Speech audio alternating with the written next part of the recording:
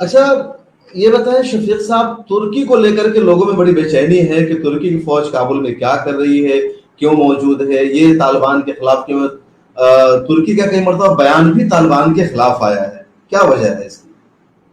دیکھیں ترکی نیٹو کا حصہ ہے. سب سے پہلی بات، نیٹو کا حصہ یہ ابھی کا نہیں ہے، سب سے پرانا حصہ ہے. لیکن ترکی نے ان کو پہلے کہا تھا کہ ہم نان کمبیٹنٹ آپ کے ٹروپس ہیں، ہم کمبیٹنٹ نہیں، ہم لڑیں گے نہیں. اچھا ابھی جو 2020 کی 2021 کی رپورٹ ہے، ترکی میں جو سیکنڈ نمبر پہ لوگوں نے پراپرٹی خریدی ہے وہ افغانستان کے لوگ ہیں. لہذا افغانیوں کا سب سے بڑا گھر پاکستان، دوسرا بڑا گھر ترکی. اچھا اب طالبان جو ہیں، دیکھیں میں آپ کو ابھی بھی بتا رہا ہوں کہ طالبان ول ریکویسٹ ترکی ٹروپس کہ بھائی آپ لوگ ہمارے لوگ ہو، you should stay at airport, protect the Kabul airport اور حامد کرزئی ایئرپورٹ.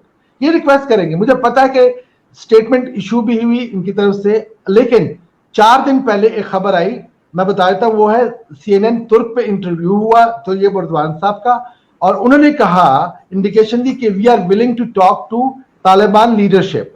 لہذا چیزیں اب چینج ہو گئی ہیں، اور جس طرح تیزی سے یہ بدل بھی گئی ہے. تو بھئی یہ تو لوگوں کو تصور میں نہیں تھا کہ 8 دن پہلے وہ ایک صوبہ لے رہے ہیں اور آج 8 دن بعد پورا افغانستان لے رہے ہیں.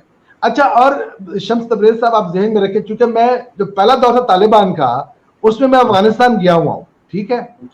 ان کے قبضے میں نارتھ کے بہت سے ایریا نہیں تھے. اس میں شبرغان یعنی جو جہاں کا عبدالرشید دوستم ہے، یعنی جوزجان صوبہ، اس میں بہت سے جو ایریا تھے جو نارتھ کے تھے وہ ان کے قبضے میں نہیں تھے. For the first time in the history of these groups پورا افغانستان یونیفائڈ ہو کے سارا طالبان کے ساتھ مل گیا.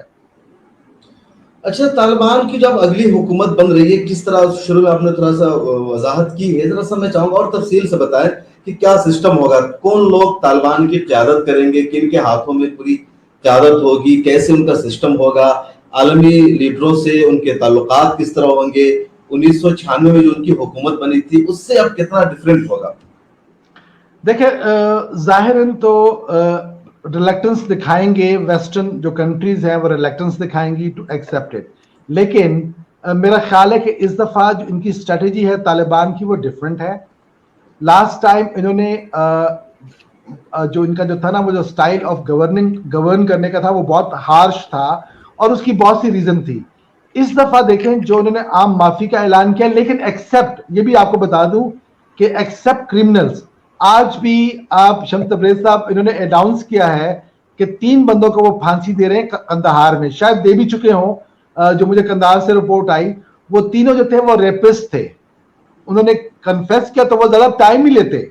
جسٹس سسٹم ان کا بڑا پرامپٹ ہے، لہذا تینوں کو پبلکلی ہینگ کریں گے. آج اناؤنس تھا، شاید کل ویڈیوز بھی آ جائے اس کی. تو ان کا جو سسٹم یہ ہے کہ ان کا قاضی سسٹم ہوگا.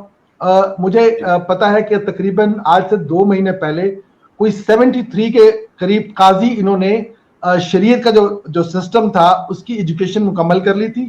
ان کا شیڈو ایک سسٹم چل بھی رہا تھا افغانستان کے تحت کے اندر. تو یہ تو قاضی سسٹم ہوگا. لیکن باقی جو سسٹم کو چلانے کے لیے مطلب معیشت ہے، پولیس کا نظام ہے، کسٹم ہے، وہ آسان کام نہیں ہے. Definitely it will take time, اور وہ ٹائم وہ لیں گے. بلکہ انہوں نے تو ریکویسٹ بھی جو کی ہے، جو ایک انٹرویو دیا ہے اس نے ذبیح اللہ مجاہد کے کوئی اسٹیٹمنٹ ایسی آئی، تو اس سے جو انڈیکیشن ملتی ہے کہ جو لوگ کام کر رہے ہیں آلریڈی اپنی اپنی جگہ پر، تو دے آر آسک کہ آپ اپنا کام کرتے رہیں. لیکن بہت سے سوالیہ نشان ہے، کیسے چلے گا، پیسے کہاں سے آئیں گے.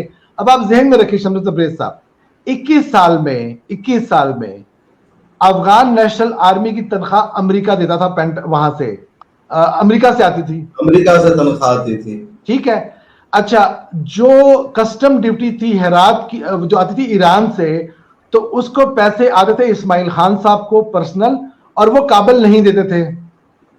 جو پیسے بارڈر کے تھرو آتے تھے جوزجان یعنی دوستم صاحب، وہ پیسے نہیں دیتے تھے سینٹر کو. ٹھیک ہے، آپ نے پرائیویٹ آرمی کیسے رکھنی ہے، تو لہذا آپ پیسے سینٹر کو دیتے ہی نہیں تھے. अच्छा, जो पैसे लगाए जाते, अच्छा मीडिया, अब अफगानिस्तान का मीडिया है, आप मीडिया में काम करते, मैं भी करता हूं, बगैर इश्तिहार के मीडिया नहीं चल सकता, खाएंगे कहां से, ठीक है। तो अफगानिस्तान के पास इंडस्ट्री नहीं, तो उसका मीडिया के पैसे कहां से आते हैं, लिहाजा उसके मीडिया के पैसे आते थे इंडिया से, उसके इंडिया, तो हर मुल्क ने जिम्मेदारियां आरोप लगा रहे हैं इंडिया पर आप। नहीं, मैं आरोप, खैर आप तहकीक कर सकते हैं, मैं यू कैन, मैं तो कह रहा हूं, नई बात आई है, फर्स्ट टाइम सुन रहा हूं कि मीडिया को भी इंडिया वहां फंड कर रहा था। ओ यस यस यस यस, मैं देखे, मैं 9 साल इंडियन मीडिया में रहा हूं, तो मुझे अंदाजा है कि हाउ दे वर प्लेइंग। बिल्कुल इसको आप डबल चेक कर सकते हैं, ये आप इसको इल्जाम कह सकते हैं, लेकिन this is how they were running the entire government. $3 trillion के बाद आप पूछे कि भाई इंफ्रास्ट्रक्चर किधर है। अब देखें, इंडिया से अफगानिस्तान इंडिया का बहुत छोटा सा एक सूबा है, स्टेट है, बिहार से भी छोटा होगा, ठीक है। आप $3 ट्रिलियन लगा रहे हैं, ठीक है, लिहाजा where the money has gone. आप कहें कि जी हमने आर्मी पे लगाया, हमने अपने फौजी रखने पे लगाया, पार्लियामेंट बनाया है, हॉस्पिटल इंडिया ने बनाया है, लाइब्रेरी बना करके दी है, और भी कई सारा प्रोजेक्ट इंडिया नहीं वो क्या, देखिए वो चीजें अप्रिशिएट करनी चाहिए कि जो उन्होंने हॉस्पिटल बनाया है, बस सर्विस बनाई है, लेकिन देखें बात यह कि तालिबान से आपका 1996 से 2001 नवंबर तक इंडिया ने कोई डिप्लोमेटिक रिलेशन नहीं रखे थे, ठीक है।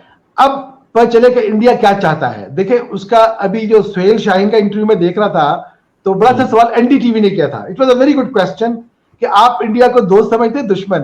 तो सुहेल शाहीन ने कहा कि यह फैसला इंडिया ने करना है, हमने नहीं करना, कि हमें वो दोस्त समझता है कि दुश्मन, ठीक है। लिहाजा दोस्ती दुश्मनी का तयन इन्होंने खुद करना है। मैं समझता हूं कि देखें, एक बंदा चाहता है कि मेरा सिस्टम हो, आप सिस्टम ना बदलाएं, आप सिस्टम, वो चाहते हैं भाई, वो इफ दे आर हैप्पी, तो आप कौन होते हैं आप, ये ऐसे जिस तरह आप मुझे कहें आपकी टी शर्ट अच्छी नहीं है और मैं कहूँ आपकी, वो कहेगा भाई मैंने पहनी है ना, आप टी शर्ट ना पहनो, भाई वो जो सिस्टम चाहते हैं, let them run it, support them.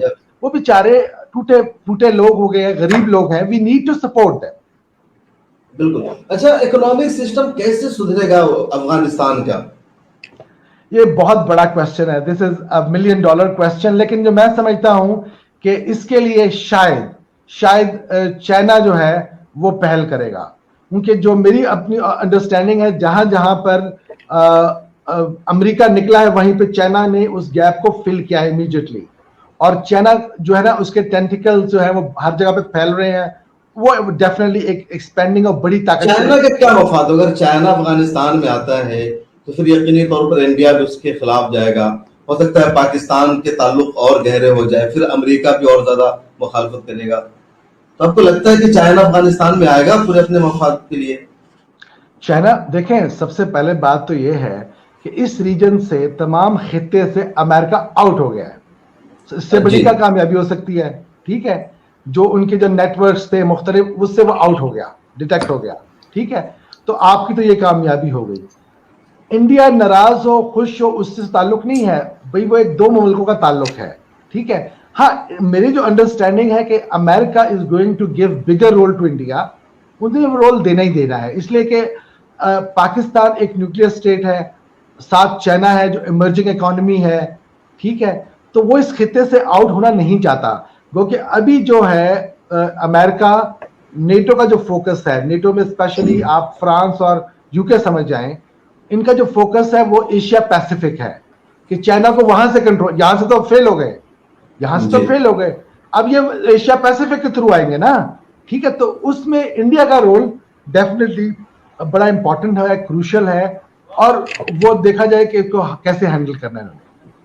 चीन के सदर का एक बयान आया था शी जिनपिंग का संज्ञान को लेकर के कि फौज अलर्ट हो जाए, तैयार हो जाए, तालिबान न संज्ञान में भी कुछ कर सकते हैं, यहाँ भी इस्लामिक तहरीक को उरूज दे सकते हैं और हमारे लिए खतरा होगा।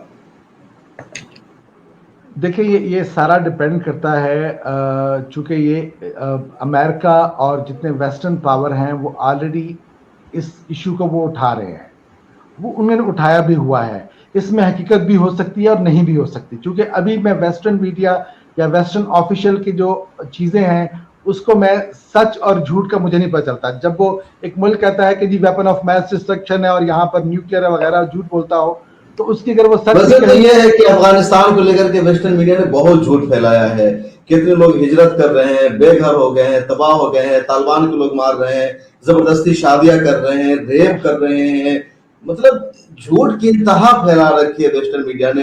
اب شاید انہیں سکون آ جائے. وہ لوگ تو شاید یہ چاہ ہی نہیں رہتے کہ پرامن طریقے سے اقتدار منتقل ہو جائے. ان لوگوں کی تو یہ خواہش رہی ہو کہ جنگ ہو، جدال ہو، لوگ مرے اور زیادہ سے زیادہ ان کی جان بھی بچے.